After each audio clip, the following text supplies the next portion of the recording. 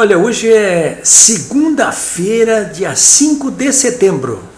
Segunda-feira, dia 5 de setembro. E neste final de semana, o tempo estava muito nublado em Porto Alegre, um pouco frio, chuva. Aliás, é o que está acontecendo agora também, segunda-feira, são 16h59. E eu acabei ficando o dia todo metido no computador e lendo Estadão, Folha, enfim, tudo que é jornal, mas lendo também as revistas semanais. Eu comprei a Isto É, a Veja, eu assino, a Época, folheando tudo aquilo ali, né? Eu tenho mania de ler com a caneta na mão, eu vou sublinhando tudo, olha aqui, ó. Eu vou sublinhando tudo que me interessa. Esse artigo aqui, então, do Gustavo Iosper, da semana passada da Veja, ele está quase todo ele sublinhado, quase não sobrou nada que não fosse sublinhado. Bom, eu estou falando isso aqui para vocês porque eu procurei ali atentamente a opinião de algum professor de língua portuguesa, de algum filólogo. Procurei também opiniões de constitucionalistas, tudo isso, e conversei com muita gente, né? Inclusive nesta segunda-feira, passei boa parte do dia tentando conversar com muita gente, né? Com o deputado federal gaúcho José Fogaça, ex-prefeito de Porto Alegre, homem experiente, membro da Comissão de Constituição e Justiça da Câmara dos Deputados, com a ex-governadora Ieda Cruz, conversei também com a advogada Magda Brossard, que é filha do constitucionalista Paulo Brossard, já falecido, e consegui produzir uma entrevista muito instigante que está disponibilizada na minha página com o professor Ledur, né, que é um expert em língua portuguesa, né, porque eu me ressenti da falta disso tudo nesse final de semana, né? Tanto na Veja quanto na Época, ou na Isto É, Estadão, Folha, 0 Hora do Porto Alegre, Correio do Povo. Tem muita gente palpitando aí, tem muito palpiteiro, né? Mas eu estava querendo opinião de estudiosos, de gente que realmente tem capacidade, conhecimento de direito constitucional, que seja respeitado, algum filólogo, professor de língua portuguesa. E fui encontrando, porque eu queria ver se o que eu tinha de impressão do primeiro dia, e que a maioria dos jornalistas que eu li, eu falo para vocês com toda sinceridade, a maioria, quase 100% dos jornalistas que eu li nesse final de semana, eles compartilham da mesma opinião que eu tenho, de que houve uma violação ilegal da Constituição por parte dos senadores da República, com a chancela do próprio presidente do Supremo Tribunal Federal, o guardião da Constituição, que devia ser o guardião da Constituição. Pois esses senhores todos violaram de modo ilegal a Constituição. Simplesmente. É bem simples assim mesmo.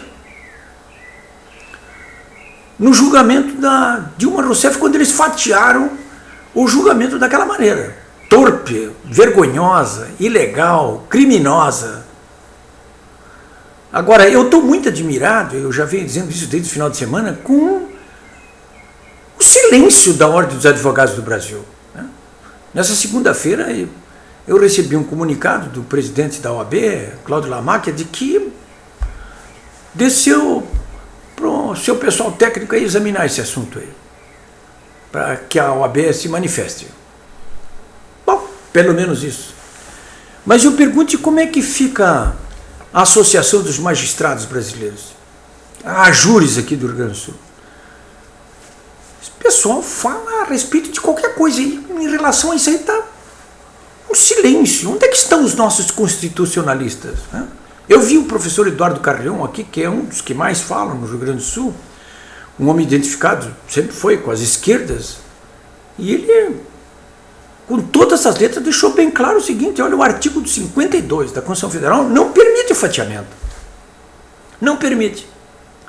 E ele disse, olha, não permite porque é clara a disposição que está na Constituição Federal. Não podia ter acontecido isso que aconteceu, foi uma violação ilegal da Constituição.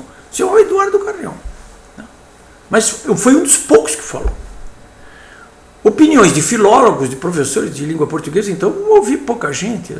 Alguém até me perguntou hoje, mas isso é uma discussão jurídica? Por que você vai ouvir um filólogo, vai ouvir um professor de língua portuguesa? Pois eu fui ouvir o professor Ledur. Fiz uma entrevista com ele, estou publicando, curta, uma micro, que eu chamo de microentrevista.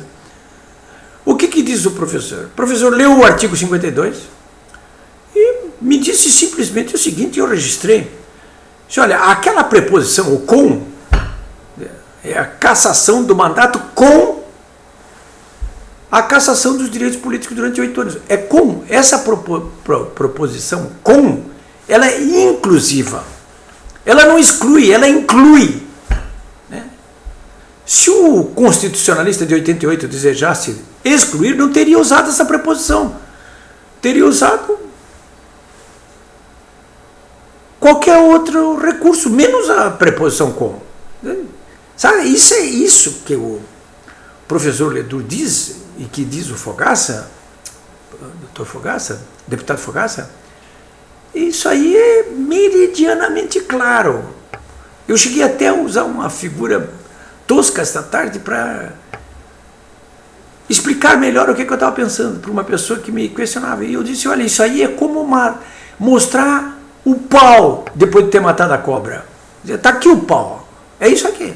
Quer dizer, o com é uma preposição aqui e em qualquer lugar. É como um pau. O pau não é esquerda nem direita, não é fascista nem comunista. Quer dizer, você pega um pau e mata a cobra.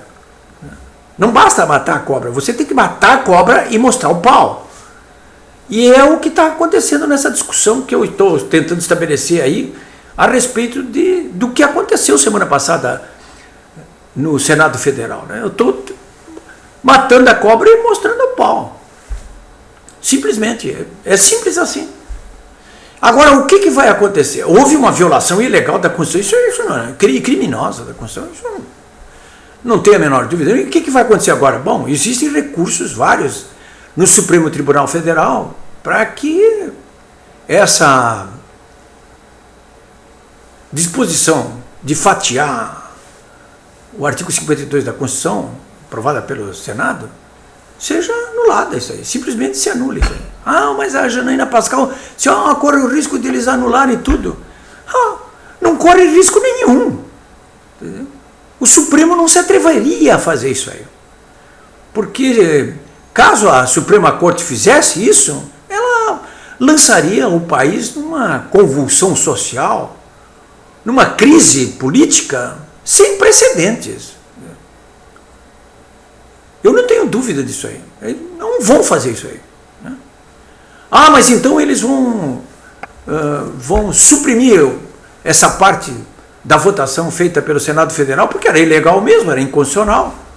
Vão declarar que houve uma inconstitucionalidade naquilo ali. Vão dizer, seria essa a resposta, né? Porque anular o julgamento da Dilma não vão. Vão anular o julgamento da Dilma, botar a Dilma de volta no poder e tirar o Temer? Não vou fazer. Ninguém seria tão irresponsável e maluco a ponto de fazer uma coisa dessa. Não vou fazer. Vão, portanto, declarar que o fatiamento foi inconstitucional? Eu não diria tanto. Do mesmo modo que eu estou convencido, e todo mundo sabe, que o presidente do Supremo, Lewandowski, no Senado Federal, combinou tudo aquilo ali com o pessoal do PT, com os que até do PMDB, não sei se com o próprio Temer, combinou tudo aquilo ali. Da mesma forma que combinou tudo aquilo ali, eu não acredito que o presidente do Supremo não tivesse também, pelo menos, consultado os seus pares do Supremo Tribunal Federal antes de tomar aquela atitude. Se fez isso, o Supremo Tribunal Federal simplesmente vai decidir que tudo que foi feito pelo Senado está ok. Simplesmente. Vai fazer isso aí. Talvez até alegue, é uma decisão soberana do Senado, não vamos nos meter, mas não se meteu em outras vezes. Quando, por exemplo, prendeu o senador Delcídio do Amaral, quando o Supremo prendeu o senador Delcídio de Amaral, é evidente que atropelou a Constituição. Porque um senador da República não pode ser preso por ordem de juiz nenhum, nem do Supremo. A não ser que esteja cometendo em flagrante delito, que não foi o caso. Não foi o caso. Houve uma forçação de barra ali, né? Como nesse caso aí do fatiamento, né? Agora, o grande risco que nós estamos correndo é o seguinte, é que isso cria uma instabilidade, uma insegurança jurídica muito grande para qualquer coisa. Porque se um ministro, um presidente do Supremo Tribunal Federal, combinado com alguns malandros lá do Senado Federal, viola a Constituição dessa maneira para atender desejos seus, se fez para isso, pode fazer para qualquer coisa. As constituições, o que é? Echa la lei, echa la trampa, como se diz aqui no Sul, né? Feita a lei, feita a sacanagem, né? A maneira de escapulir, de violá-la. É isso que está valendo no Brasil? Echa la lei, echa la trampa? Ora, senhores, eu gostaria de acreditar que não. Mas eu acho, sinceramente, que sem uma pressão terrível da opinião pública, principalmente dos meios de comunicação, e eu vejo que os meios de comunicação estão fazendo essa pressão. Que os meios de comunicação, os que importam, né? Não esses blogs vagabundos que vinham sendo sustentados aí pelo dinheiro público, roubado da Petrobras. Não esses aí, não me refiro a eles. Me refiro à mídia pela qual a gente tem que ter respeito, né? Toda ela está engajada exatamente num vozerio só contra a ilegalidade desse fatiamento, a inconstitucionalidade desse vazamento, a essa esperteza malandra, que eu diria até macabra. Mas vai ser preciso muita pressão para que o Supremo decida validar, evidentemente, a cassação da Dilma e invalidar esse esquartejamento, né, da Constituição Federal. É isso aí, senhores. Volta amanhã.